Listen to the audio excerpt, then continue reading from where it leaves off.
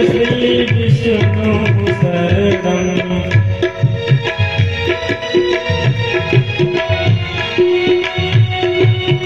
नारायण श्री विष्णु शरणं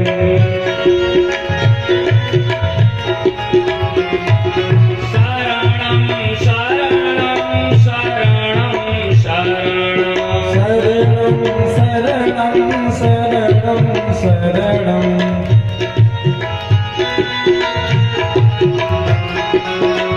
नारायण श्री विष्णु शरणं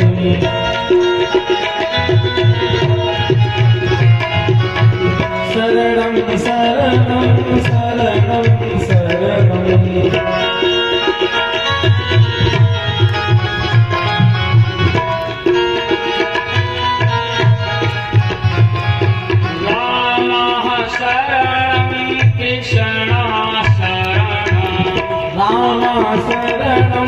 कृष्ण शरणं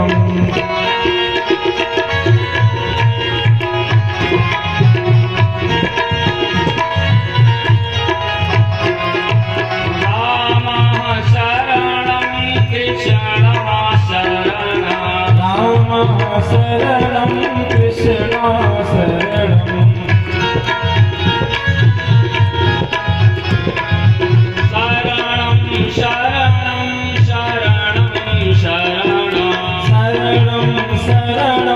शरणं शरणं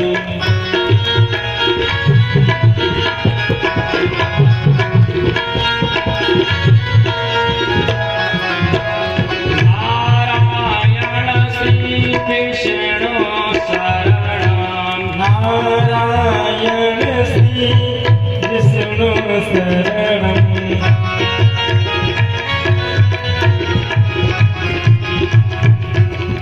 गोविंद भगवान की प्राणान नमो भगवते पुरुषाय तुभ्यं कहा आपको प्रणाम है। भगवान श्री ने कहा ध्रुव जी आपकी तपस्या सार्थक हुई, आपके लिए क्या चाहते हो? कहा महाराज तो तुम जानो अंतर्यामी, आप तो सब कुछ जानने वाले हो, हमसे पूछ रहे हो कि क्या इच्छा है? भगवान श्री ने कहा चलो कुछ समय के लिए ध्रुव जी, और इसके बाद आपको मैं अचल पद की प्रतिष्ठा करता हूं। ध्रुव जी आए महाराज, जैसे ध्रुव जी आए महाराज उत्तानपाद को पता चला कि हमारा पुत्र आ रहा है, तो जा पर कृपा करहि जन जानी। जिस पर कृपा भगवान श्री की हो जाती है उसके लिए संसार का नजरिया बदल जाता है, संसार का दृष्टिकोण बदल जाता है महाराज।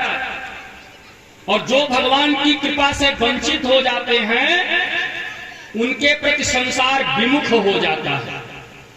यही है भगवत कृपा का प्रभाव। जैसे ध्रुव जी का आगमन हुआ वैसे महाराज उत्तानपाद अपने राजसी ठाट बाट से सत्कार के लिए गए और सत्कार से ले आए राजमहल। आज दोनों रानियां निवास किया। ध्रुव जी को राजगद्दी देना चाहा, ध्रुव जी ने कहा बिल्कुल मुझे नहीं चाहिए, भैया को दे दो, कुमार उत्तम को। कुमार उत्तम को राजगद्दी दी गई।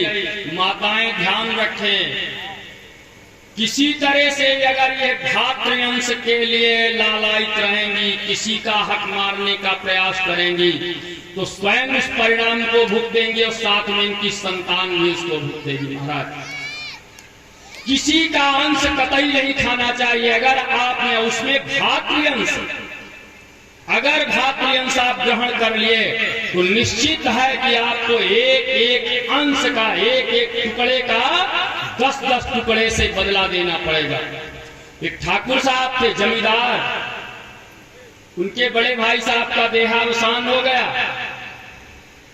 भाभी जी को कोई संतान नहीं थी, स्वयं सब वहां का जितना जमींदारी का कारोबार था देखना शुरू किया। कुछ समय बाद उन्हें उनकी भाभी जी भार लगने लगी। जब भार लगना महसूस हुआ तो बड़ी तपस्वी थी उनकी वो भाभी। उन्होंने कहा भैया अब हम यहाँ नहीं रहेंगे, आपको दिक्कत खड़ी हो रही है, ऐसा करो कि मेरे मायके में भिजवा दो। जब मायके जाने लगी तो उन्होंने कहा आपको गुजारे के लिए कुछ यहाँ से भेजा जाता रहेगा। साल 6 महीने को भिजवाया महाराज, इसके बाद बंद कर दिया। वहां से उन्होंने कोई विधवा महिला ने कोई कंप्लेन भी नहीं की कि मुझे यह आवश्यकता है, मेरा हक भेजो। समय बीता, 10 वर्ष गुजर गया समय महाराज। जैसे 11वें वर्ष की शुरुआत हुई, वैसे ठाकुर साहब को, जमींदार साहब को ऐसा रक्त विकार हुआ महाराज कि पूछो मत। बहुत ट्रीटमेंट हुआ उस रक्त विकार के लिए, खून संबंधी रोग के लिए। सारे डॉक्टर विफल, सारी मशीनें विफल, बहुत परेशान। जो जमींदार ठाट बाट से चलते थे, आज लकड़ी से चलने के लिए, छड़ी से चलने के लिए विवश है। गायलोक से गांव में एक महात्मा जी आ गए, कहीं से विचरण करते हुए, तत्वज्ञानी त्रिकालज्ञ। पूरा गांव समाज उनके पास शाम को जाता, अपनी व्यथा रखता उनके सामने। ठाकुर साहब ने भी जब सुना, जमींदार महोदय ने कहा, हम भी जरा महात्मा जी से चले पूछें। न दवाएं काम कर रही है, न दुआएं काम कर रही है, कारण क्या है मेरी इस व्याधि के पीछे। जब गए महात्मा जी के पास, महात्मा जी के सामने अपनी वो समस्या रखा कि हमें रक्त विकार हो गया है, कोई ट्रीटमेंट नहीं हो पा रहा है। महात्मा जी तुरंत अपनी वो त्रिकालज्ञ दृष्टि से देखे और देख करके कहा, बाबू साहब बुरा मत मानिएगा। कहा, बताएं आप। कहा, हमें लगता है कि आपने किसी का अंश हड़प लिया, जबकि महात्मा जी को इसकी कोई जानकारी कानो कान नहीं थी महाराज।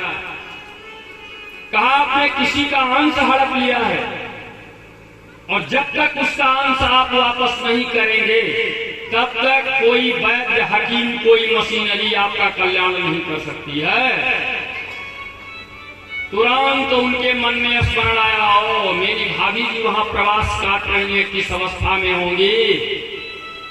अगले दिन तुरंत गए, वहां से उनको सासम्मान लाए, और जैसे उनकी सेवा संस्था शुरू कर दी, वैसे ठाकुर साहब का स्वास्थ्य ठीक होना शुरू हो गया महाराज, और कुछ ही समय में वो स्वस्थ हो गए। तो ठीक ये व्यवस्था हमेशा ध्यान में रखा जाए महाराज। किसके लिए पूत सपूत का धन संचय, पूत कपूत का धन संचय। किसके लिए आप बेईमानी कर रहे हो, किसके लिए आप उत्पीड़न फैला रहे हो। अगर आपका बेटा ध्रुव जैसा लायक है, वो ऐसी संपत्ति उपार्जित कर लेगा कि आपकी संपत्ति की जरा सी भी उसको आवश्यकता ही नहीं है। और अगर आपका बेटा कुमार उत्तम जैसा हो गया, तो कितना भी आप संजो करके उसको दे दो। गंधर्वों के साथ महाराज कुमार उत्तम का युद्ध हुआ, उसी में कुमार उत्तम मार दिए गए।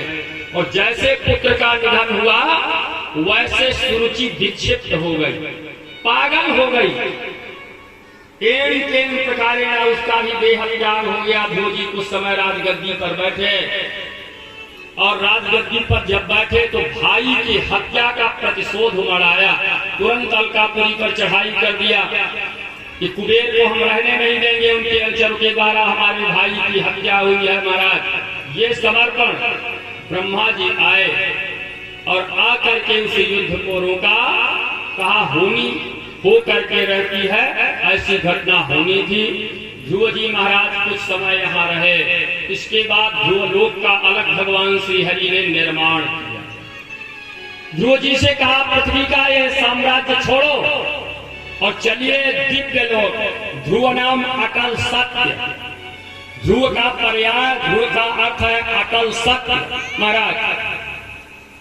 उत्तर दिशा में व्योम मंडल में ध्रुवलोक की रचना हुई, और जब ध्रुव जी विमान पर आरूढ़ हुए ध्रुवलोक जाने के लिए,